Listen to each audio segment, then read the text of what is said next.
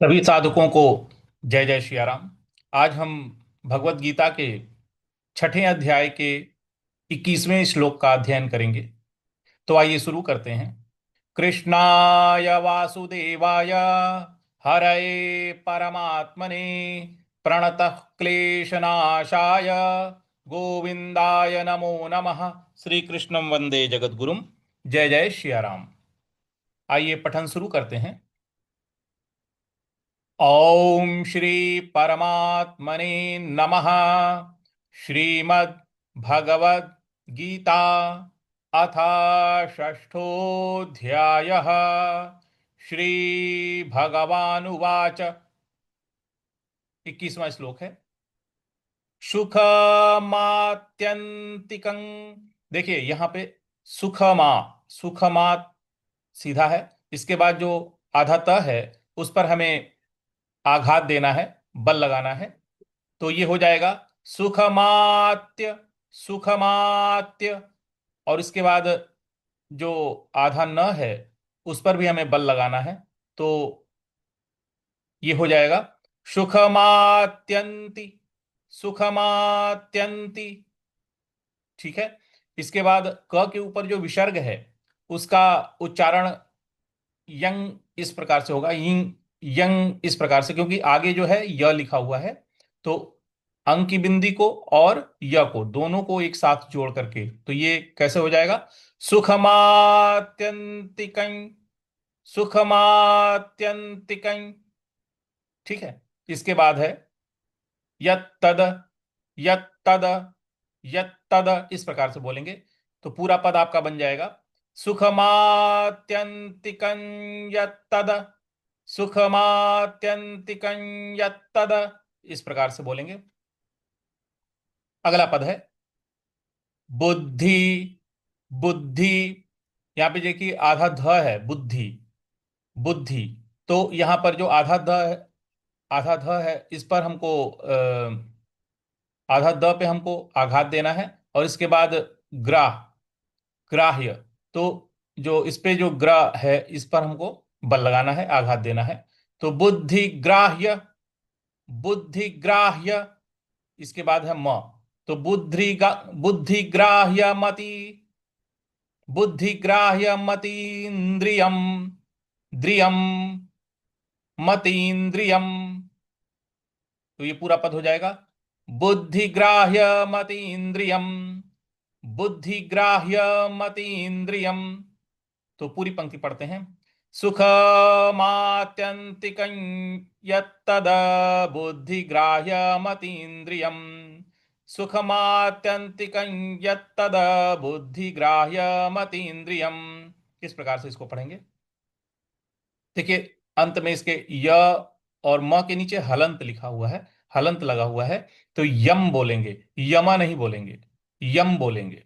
तो ये हो जाएगा यत्तदा बुद्धिग्राह्यमतीन्द्रियम, बुद्धिग्राह्यमतीन्द्रियम। इस प्रकार से बोलेंगे।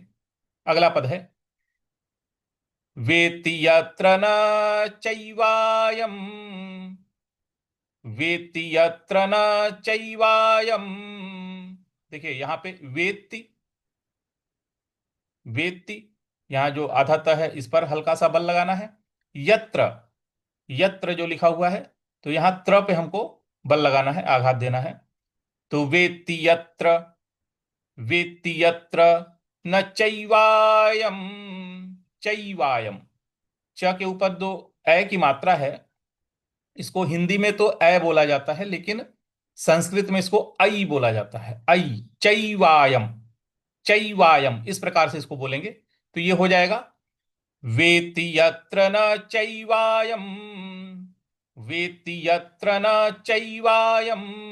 इस प्रकार से बोलेंगे। इसके बाद अगला पद है स्थितश्चलति तत्वतः, स्थित चलति तत्वतः, स्थित, स्थित। आधा स, थ पे छोटी की मात्रा स्थित। और उसके बाद बड़ा वाला श है लेकिन आधा है तो इसको बोलेंगे स्थितश्च, स्थितश्च। और उसके बाद ल, उसके बाद त पर छोटी की मात्रा है तो स्थितर, स्थितश्चलति, स्थित, स्थितश्चलति, स्थितश्चलति, इस प्रकार से बोलेंगे तो ये हो जाएगा स्थितश्चलति तत्वतः, स्थितश्चलति तत्वतः। देखिए, जो अंत में त है उसके आगे विसर्ग है, और विसर्ग के आगे कुछ नहीं है, तो जो विसर्ग है उसका उच्चारण जो है ह होगा। तो स्थितश्चलति तत्वतः, तो इस प्रकार से पूरी पंक्ति हो जाएगी आपकी। वेत्ति यत्र न चैवायं स्थितश्चलति तत्त्वतः, वेत्ति यत्र न चैवायं स्थितश्चलति तत्त्वतः। अब पूरा श्लोक बोलते हैं। सुखमात्यन्तिकं यत्तद् बुद्धिग्राह्यमतीन्द्रियं, वेत्ति यत्र न चैवायं स्थितश्चलति तत्त्वतः। चलिए एक बार शुरू से पूरा पठन करते हैं। ओम श्री परमात्मने नमः। श्रीमद्भगवद्गीता अथ षष्ठोऽध्यायः।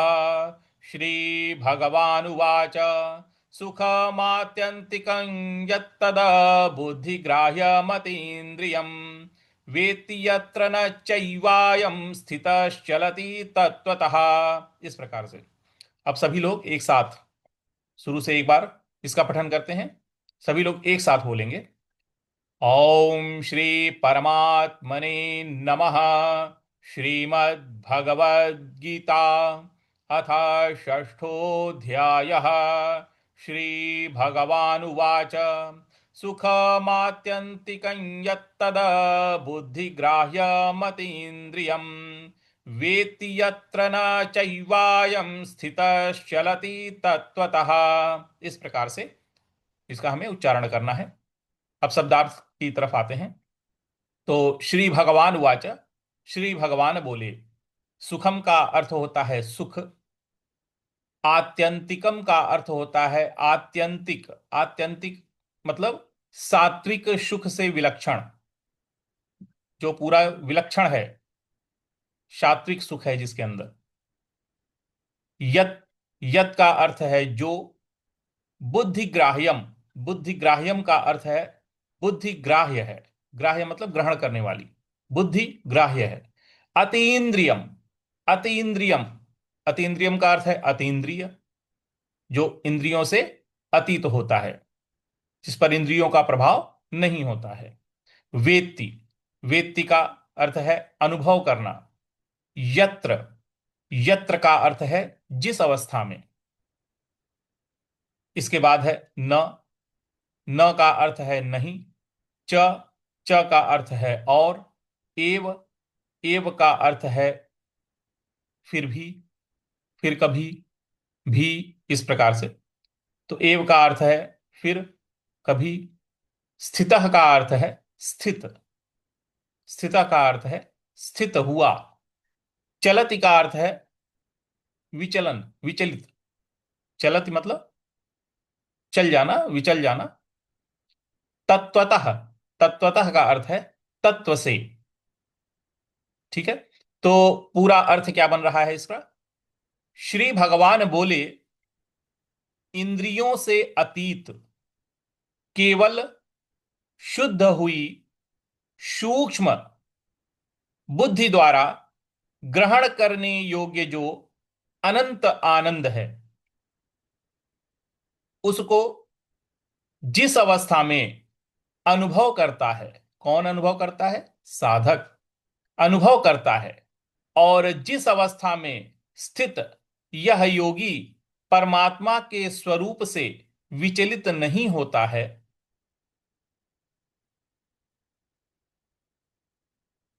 नहीं होता है। देखिए, भगवान ने यहां पर उस अवस्था का वर्णन कर दिया है जहां पर समाधि, समाधिष्ट होकर के और योगी जन आनंद लेते हैं, उस अवस्था का भगवान ने यहां पर वर्णन किया हुआ है। यहां भगवान ध्यान की परमानंद अवस्था का वर्णन कर रहे हैं। एक तो ध्यान हो गया, ध्यान लगाते रहते हैं, ध्यान लगाते हैं, ध्यान लगाते हैं, ध्यान टूटता है, ध्यान लगाते हैं, फिर उसके बाद वो ध्यान स्थिर होता है क्योंकि मन शांत होता है। फिर जब मन शांत हो जाता है तो हम और गहराई में जाते हैं, और धीरे धीरे धीरे सविकल्प से निर्विकल्प पे जाते हैं। सविकल्प मतलब मन जो है संकल्प विकल्प करता है।